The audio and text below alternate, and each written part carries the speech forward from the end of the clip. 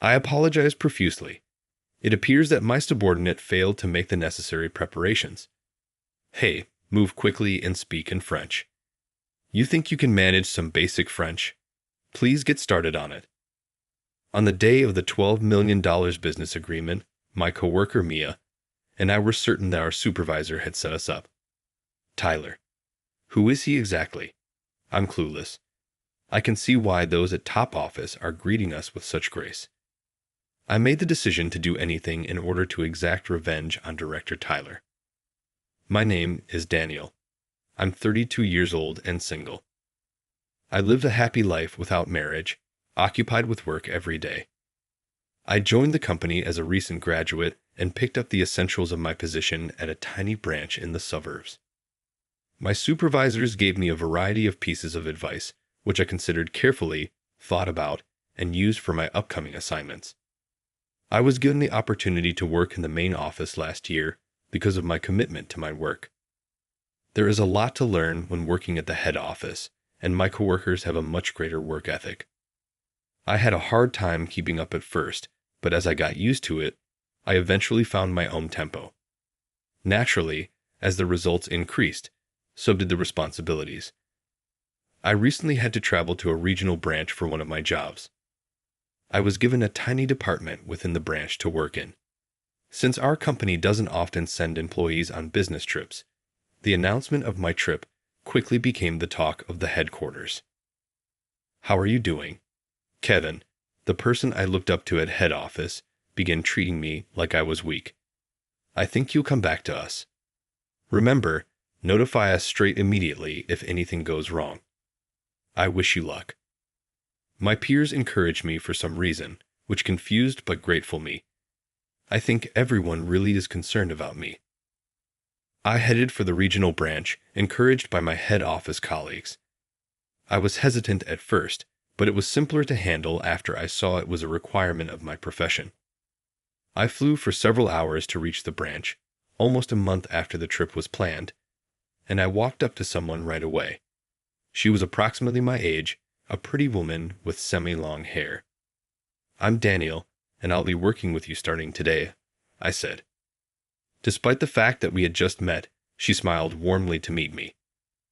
I take it you work at the head office. From the same department, I'm Mia. It's good to meet you. This way, let's go to the branch manager's office.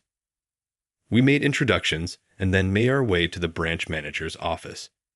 We were able to immediately get along after realizing we were the same age, and I was relieved to have made a new friend in a strange place. I'm glad you could make it. We lacked sufficient personnel. Even if it won't be long, I'm excited to collaborate with you. Yes, I'll do my best to be of help as soon as possible. What topic are you discussing? Since you've been employed by the head office, everyone has high expectations. Mia grinned. Sensing the weight of her words, I braced myself and unlocked the branch manager's office door. It's nice to see you here. We've received a proposal from headquarters. They must have had a purpose in selecting you. Display your resources for us. Yes, I appreciate that. I'll try my hardest, I answered. Manager of the branch Ethan was a serene man, with wide flecked hair and wrinkles at the corners of his eyes. Ethan's remarks gave me a renewed sense of resolve. Ethan's support made me excited about the upcoming work trip. After working at the branch for a few months, I had grown accustomed to my job. But I lately encountered a problem.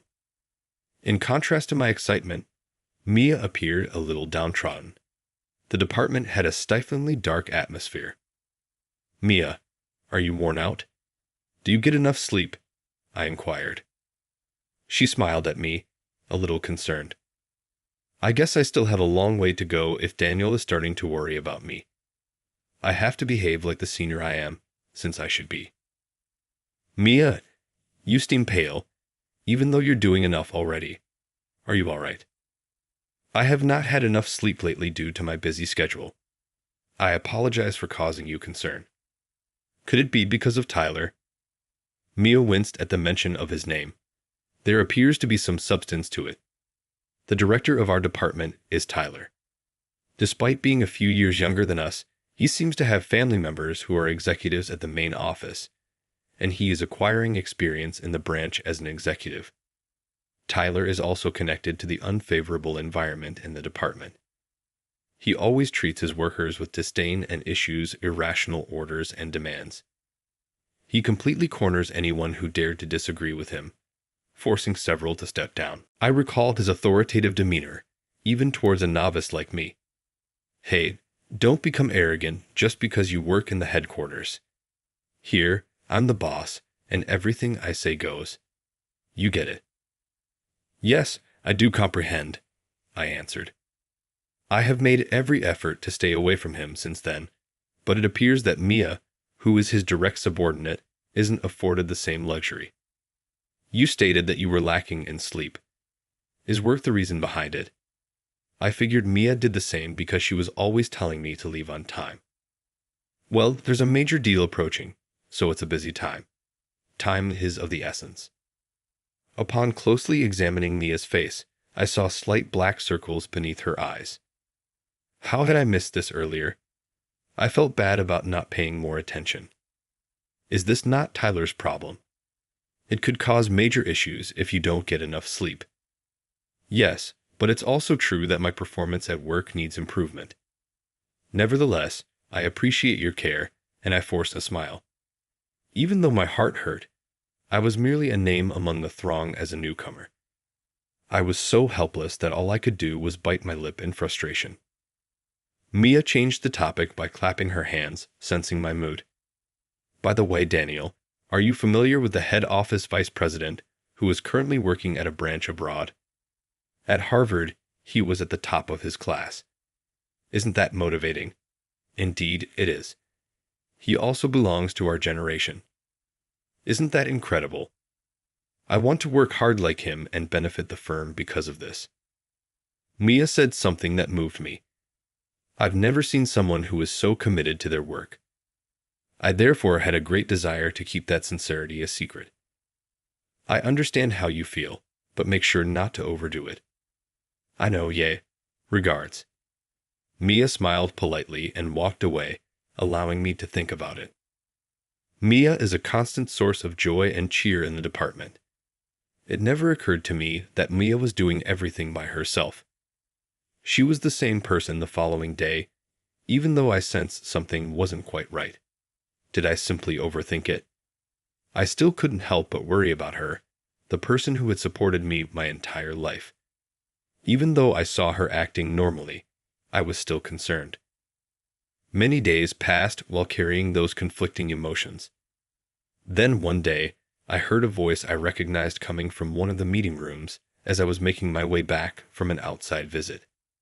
If we overcommit, there can be a higher number of resignations. Kindly think it over again. Are you attempting to relax? Get to work if you have time to whine. Always, the most whiny are the worthless ones. It wasn't my intention. I was only considering what would be best for the company. I peeked in and watched Tyler and Mia fighting, not realizing that neither of them had realized I was watching. Tyler appeared to be very powerful as he stood there with his arms crossed. For the business, huh? Are you joking with me? Is it truly acceptable for you to disobey me? As the manager, you work like any other employee. But Tyler, it seems like you constantly want us to do everything. You don't even appear to be doing anything else. Are you not merely attempting to relax? What? Are you even aware of the things you're doing? You must truly wish to give up. Tyler's face became a beetroot crimson at Mia's words, wrath on full display. Tyler started speaking out. Even so, do you know who I am? This department is led by me. I could immediately terminate you and report you to the higher authorities if I so desired. However, this is excessive. For everyone, not just me. Mia's cries of desperation prompted me to act.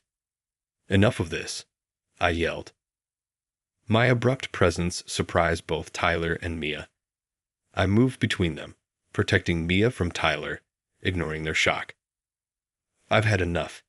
Don't you think you're going too far, with all due respect? What's this? I thought you were quiet. Are you attracted to this girl in any way? Perfect fit for the bottom of the barrel, Tyler scoffed, refusing to change his combative demeanor. A sneer twisted the corner of his mouth. It's been said by all. For you to be brought here on a work trip, what went wrong? Please don't bother us in any way. Pardon me? What a heinous miscommunication. Tyler scowled at me and stared down on me as I spoke in a furious tone. Tyler, though, was unmoved. Are you acting like the hero? What actionable steps can you take? She's dismissed because you disobeyed me. Please wait. As soon as I heard Mia's pleading cry, I instantly offered Tyler something. I'll do the work you have to do too. Could we just act like this never happened? They were both as astonished as before by my proposition. It was Tyler who spoke first. Very intriguing idea. All right. My task is yours to do going forward. Be sure to do it flawlessly. Comprehensive. In exchange, kindly agree not to fire her and pledge not to treat the other staff members badly. No worries, I swear. I shouldn't get bored because of this. Tyler walked out, appearing proud of himself after saying that. Mia apologized to me from behind. I apologize, Daniel. I should be the one defending you as your senior, but I'm not. Mia, don't stress over it. You didn't do anything improper. It's really impressive to confront a superior on your own. Mia kept asking after me, and I comforted her, so we both left the conference room. I said goodbye to Mia and went to visit Ethan. Ethan, concerning Tyler, I apologize. You two appear to have been afflicted. Since I arrived, I have described the problem. Ethan sighed heavily and gave me an explanation of the circumstances. It appears that Tyler's bad behavior was already known to Ethan. Since he was a prominent executive's kid, Ethan couldn't ignore him. The corporation is facing a significant problem with this. For now, let me handle it. Despite Ethan's perplexed expression, I departed from the branch manager's office. As promised, Tyler came to see me several times a day starting the following day, yelling insults and griping. He was still not showing any signs of working. Though I thought it was at least fortunate that he wasn't bothering the other staff members, I was worried that I wouldn't be able to lessen the workload for them. That relief, though, was fleeting, and I quickly regretted my ignorance. Tyler, the report is ready, so I'll leave it here for you, I said. I took the documents to Tyler, and he gave me a terrible look. Aha. How long does it take you to complete something so easy? You truly are sluggish. Tyler reprimanded me in front of the other staff members for quite some time. Tyler's taunts always made me feel down, day in, day out. One day, at one of these days, Mia came to me. She grinned and said, I've been selected as a project member and entrusted with a major business negotiation. Tyler yelled out to me at the same moment, saying, You will support Mia in leading the negotiation. Did you understand, Jess? With excitement, I understand. I said, basking in the satisfaction of being able to collaborate with Mia. It appears that Mia put me forward for the support role. Tyler appeared very upbeat about the negotiation. This deal is significant and vital to our business. Try your hardest. Comprehensive. Thank you, I answered, perplexed by Tyler's support. When Tyler realized I was part of the negotiation, he became quiet. Was the bargaining process really that crucial? Tyler could have hampered the project by assigning me more work, given his personality. Tyler surprised me by offering to lighten my workload so I could concentrate on the project. I chose to ignore Tyler's behavior and focused on the impending negotiation. My optimism would soon prove to be misguided. I was looking for Mia to talk about work that day. I made the decision to veer off course and go to Mia in the conference room. But not even inside, I saw the most amazing thing. Mia was being harassed by Tyler much like that day. Tyler, at this rate, everyone will collapse. Cease talking. Refrain from responding. What I do is none of your business. I was furious because Tyler's demeanor hadn't altered. Had I been wasting my time on a person who betrays people and breaks their word? My patience, which had been steadily increasing, had run out. I walked between them, my fists quivering as I tried to control myself. Haven't we agreed otherwise? What? Are you also present? I have to assign this work to others if you are unable to complete it. But this woman never stops picking faults. I was naive to believe that a man such as him would honor his word. Since I was the target, I felt like hitting myself for mistakenly thinking that others were safe. This is what happened the instant I cut back on my workload. The source of the issue remained unchanged. Enough, please. Could you try working for a bit? What? With your arrogant and pompous speech, who do you think you are? Be ahead of me if you don't like it. However, you couldn't possibly do that as a bottom dweller, could you? Why do you losers not console one another? Tyler chastised us and then walked out, looking pleased. Mia apologized to me again, with tears in her eyes. Daniel, I'm really sorry for making you feel bad. Actually, were things not changed? Yes, because of you they were. Things had significantly improved, but after I approached you for assistance, Tyler began disparaging other staff members once more, and one of my coworkers is even thinking about leaving. When I realized the situation was worse than I had expected, my rage increased at the thought that it had resulted in resignations. After that, the strain on our peers grew, and the scene happened today as a result of my colleague pushing back from being overworked. That's what transpired then. I apologize, Daniel, for not noticing. You're not to blame. Mia feigned a smile, clearly forced. She had noticeable black circles under her eyes, and her normally tied hair was unkempt, maybe from neglect. Everything is okay. Mia, I'll make sure he pays for this. I'll need your assistance. Thus, I started preparing for something else in addition to the negotiation. The day of the negotiation finally arrived the following week. Mia, my fellow supervisor, and I made our way to the conference room. Daniel, thank you for your help. No, Mia, it's all because of your diligence. Let's give the negotiation our best effort. We then proceeded to the conference room where the discussion was scheduled to occur. But we were shocked when we found out who the counterparts were. Since over half of them were foreigners, it was only natural that they spoke French to each other. It was unclear at the time if French would be the primary language of communication.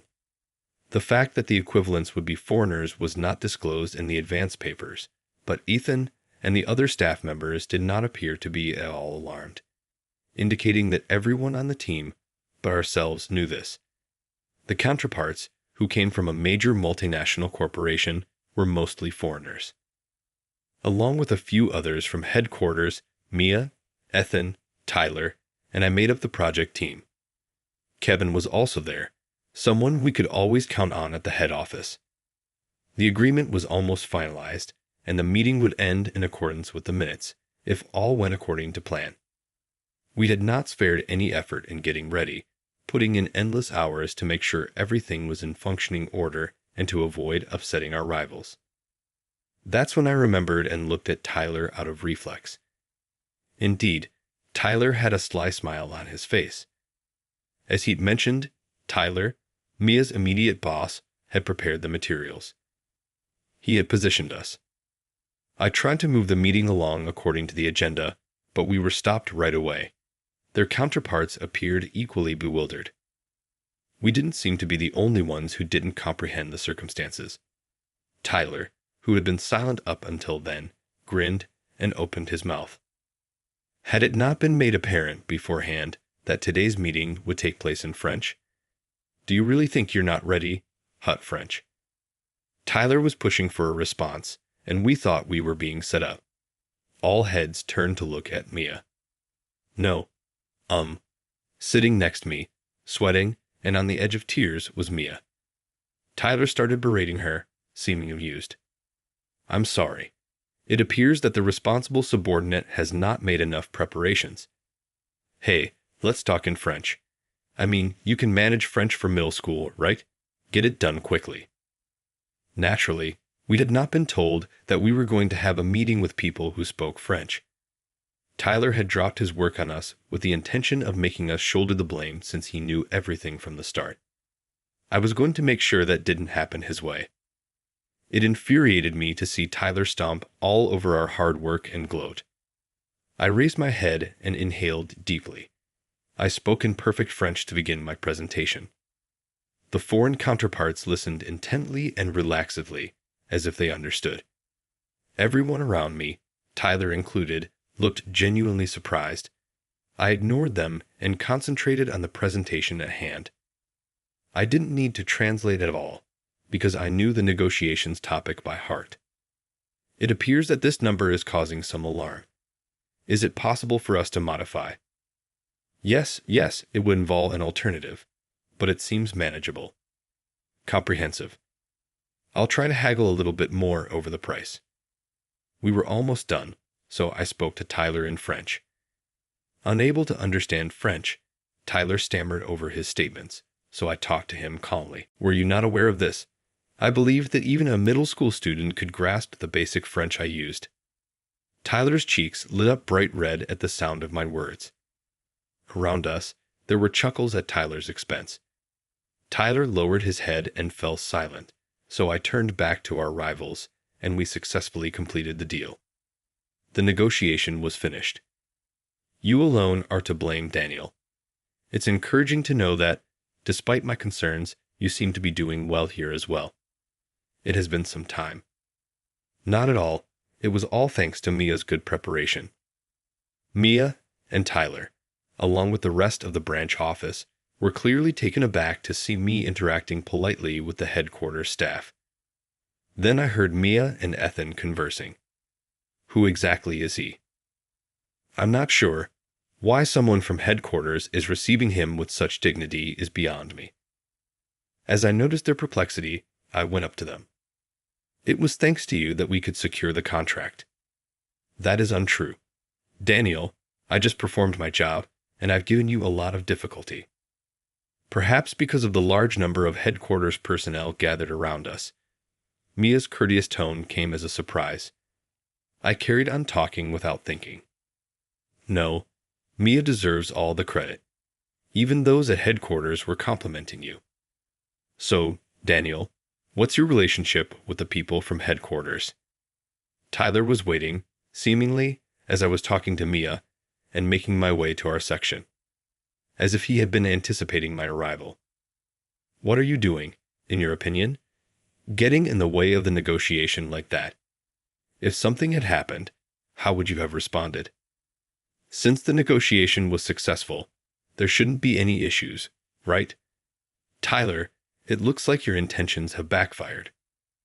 I told him so and just kept going, not even looking at him. Vice President Thompson, hold on. President Thompson has sent a message. Someone from headquarters walked up to me and said something. Tyler's mouth dropped open in disbelief at this. Mia was equally taken aback. Daniel, Vice President? Mia timidly inquired. Yes, I haven't informed you yet. In reality, I'm in charge of this group company as Vice President. So you're the one who graduated top of your class from Harvard University. Though their tones could not have been more dissimilar, they both exclaimed in unison. Tyler's voice sounded like a scream, while Mia's was bright and kind of adoring. Ethan, on the other hand, was in such amazement that words failed him. Yes, I am the son of President Thompson, and I received the highest honors from Harvard University. I recently started working as the group company's vice president after serving an overseas assignment. Tyler's expression paled. At that point, he obviously changed his attitude and started to cling to me. You are the vice president from headquarters. I had no idea. I'm sorry for handling you the same as any other worker. It explains your humility and your commanding presence. I had no idea that a person of your caliber would be assigned to a branch office. President Thompson requested that. This branch's sales performance is lacking, and it has an abnormally high turnover rate. He desired that I obtain expertise managing the entire organization. And look what I discovered. I had no idea our organization was dealing with such issues. Issues? I'll take care of them right away. What do you think the problem is? I'll consider your suggestions carefully as a manager and assess our on-site operations. I looked straight at Tyler, as if he was trying to say he wasn't responsible. When I said, "You're the problem," he tensed. Eh? Did you honestly believe there was nothing wrong? Everything about the workplace, including your attitude towards subordinates, is troublesome. Anyone with a modicum of common sense would recognize that it is improper to use your position of authority to oppress your subordinates. Tyler looked unable to bear his current circumstances, even though he normally exclusively places blame on others. He abruptly raised his voice and drastically altered his demeanor. "Oh, you're being so arrogant. Who you think you are to be being so docile around me? This is ridiculous. Furthermore, a vice president would never travel to such a remote location for work. Are you a failure from top office putting up a front?" Mia, Ethan, and even myself were stunned by his statements. I brought reality to Tyler's attention. It is irrelevant what you believe about me. It is true that I am the vice president. You seem to enjoy labeling people, but that's only because I've allowed you to think that way. Stop calling me a failure and a bottom dweller. Thus, it is indeed true. About my position, only people at the headquarters were aware. Thank goodness I was spared the needless formalities. It appears that we can now also get rid of a big issue. "A problem?" inquired Tyler. "Yes, the HR division at the corporate office has already been informed about your behavior. We've gotten comprehensive information about the damages with the assistance of Mia and other staff members. Discipline of some kind will be implemented shortly." At what I said, Tyler fell to his knees. "Please hold on. You betrayed the agreement." I can't overlook this any longer. I hastily left the scene after saying that. Later, Tyler was fired by official decree from headquarters. It found out that Tyler's problematic behavior had made it impossible for him to stay at the headquarters, which was why he had stayed at the branch office. Naturally, Tyler's family at the headquarters soon grew impatient and stopped being supportive. Tyler was consequently abandoned by his family, and having nowhere else to go, was observed looking for work. But Tyler probably couldn't work under someone else after looking down on people for so long. It seems that he was unable to handle the idea of working for someone else once more. Even if he was successful in landing his dream career, he would soon cause difficulties and lose his position. At present, he was observed working in a nearby convenience store as a part-time employee. Conversely, Mia persisted in her diligent labor. Workers who had quit upon learning of Tyler's leaving made the decision to come back. And so my several-month-long work journey was coming to an end. "You'll be heading back to headquarters soon, right?" Though Mia had told her many times that it's acceptable to talk informally, she still appeared dejected. Regarding herself, she obstinately maintained that formal terminology be used. Even though I would have chosen a more casual tone of voice, it was typical of her to insist on upholding this barrier. "Well, I guess that's true. Now that the issue has been fixed, I will probably be going back." "I see." I decided what I was going to do and inhaled deeply as I saw her looking down. "I'll be waiting for you at headquarters." Mia looked up at me when I said this. She looked directly at me and said, of course, in a hushed voice, "Please give me a moment." She drew me in with her honesty and sincerity. The idea of leaving was depressing. It would not be too far off that we might collaborate at the headquarters one day.